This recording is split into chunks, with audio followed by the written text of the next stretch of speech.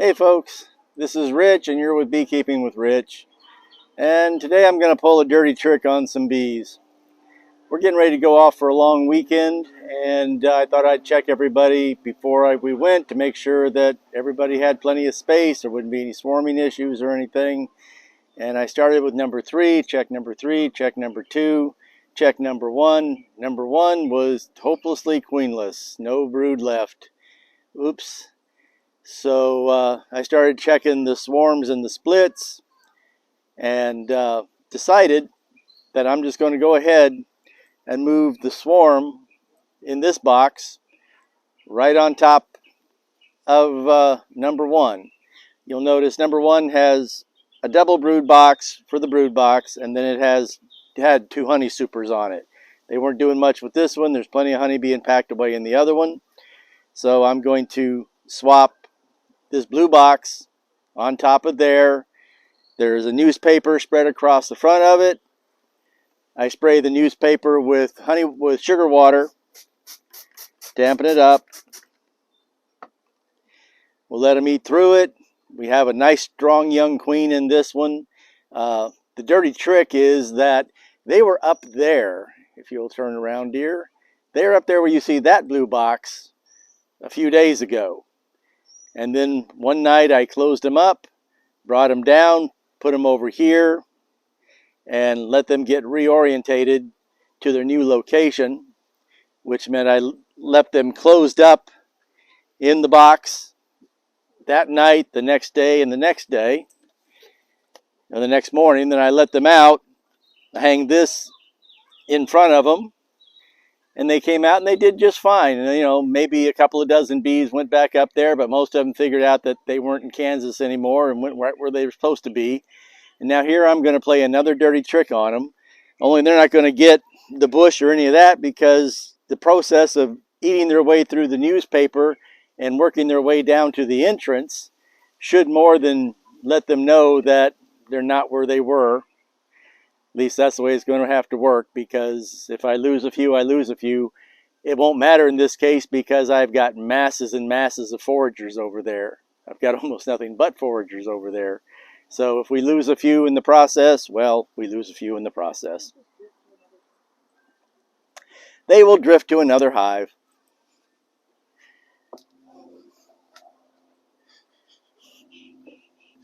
I have that like that because it's a little hot inside that one. There were a couple of dead bees up in their sugar feeder, which is because I had it out. I'd set it off to the side in the heat.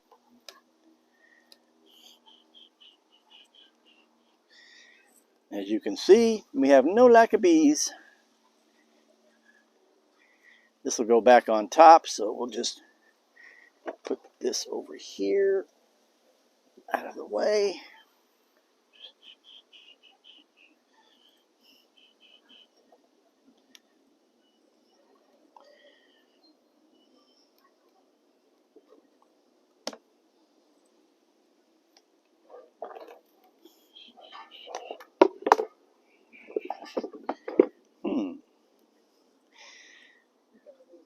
There. Well, they've already glued the front of that. Oh, that's what the problem is. Pause 1 second, dear.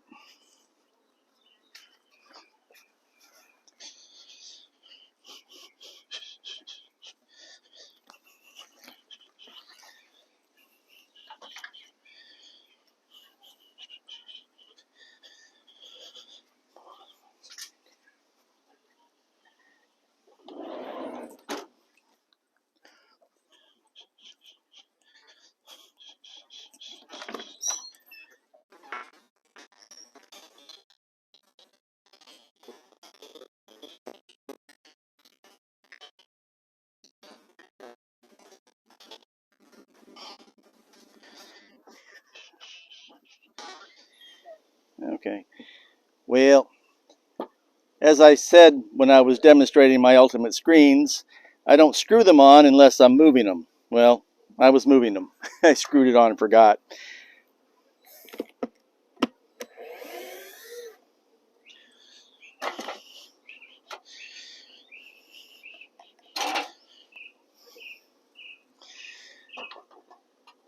So they pulled a little trick on me. Oh, I don't like to see that. All right.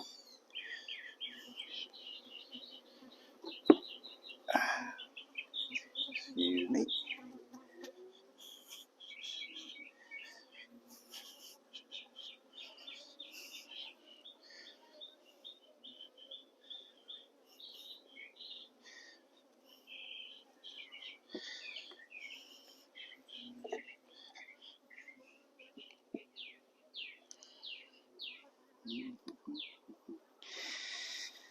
There you go, little anticlimactic. I will put the bottom board over there so that the bees can climb in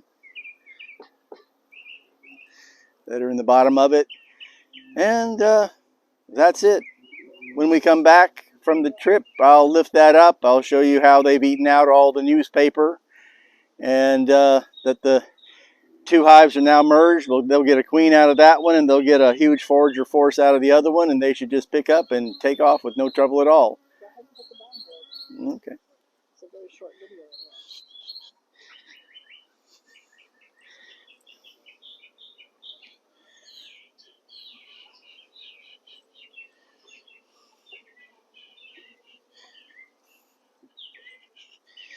See, I love the slatted bottom board, the slatted rack underneath. It gives excess bees a great place to hang out.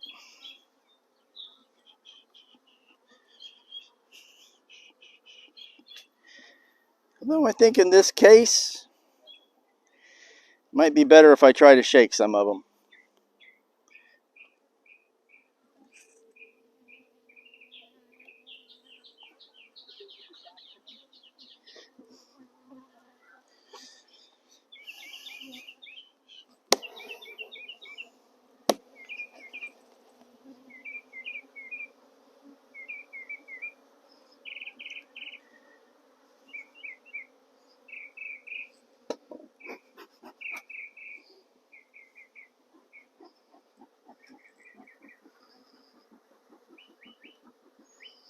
There we go.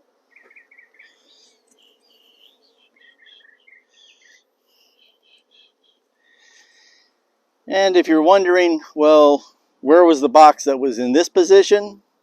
It's sitting over there, and it's getting ready to go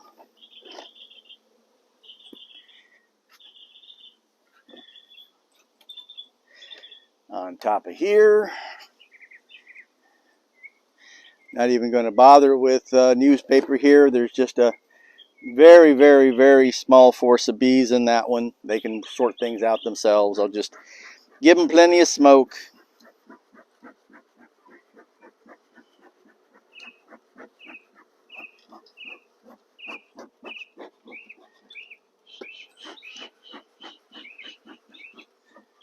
There'll be some fisticuffs.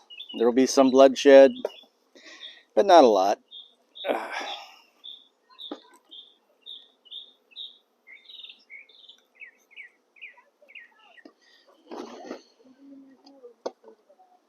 Pardon me? There's dry sugar in the feeder. It's not really being taken up. That's one way to monitor that there's plenty going on outside. If I have a feeder with some dry sugar in it and they're not bothering with it, then I know they've got better sources available to them out in the environment, so they're not going to bother with it. It's a good way to monitor whether we're in dearth or not. The day that I come out here and suddenly find that they've scarfed up all that sugar, which will probably be around the end of June, we'll know that, oh, okay, we're into dearth. But that's all for now. As you can see, there is a large field force out there trying to come back and going, what the heck just happened? But like I say, most of them will drift into these other hives that are close by, and the ones that we just moved over there aren't going to lack for a field force because they have all the bees that were already in that hive. So it's a dirty trick, as I said in the beginning, but that's the dirty trick right there. Hey, where'd our hive go? So this is Rich, and this is Beekeeping with Rich. Be sure to like and subscribe. Have a great day, everybody, and have a great weekend. Okay, folks, here we are again. It's 4 days later because The morning after the first half of this video, we went off on a 4-day camping trip. Came back last night half an hour ahead of a line of thunderstorms.